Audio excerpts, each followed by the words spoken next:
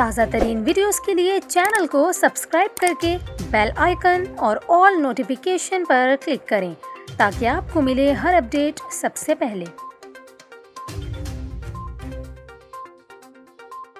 اور ابھی آپ کو اپڈیٹ کریں کراچی کے بحریہ ٹاؤن سے، جہاں رہائشیوں کی جانب سے مسلسل احتجاج کا سلسلہ جاری ہے۔ بحریہ ٹاؤن کے مناظر اس وقت اسکرین پر آپ دیکھ سکتے ہیں۔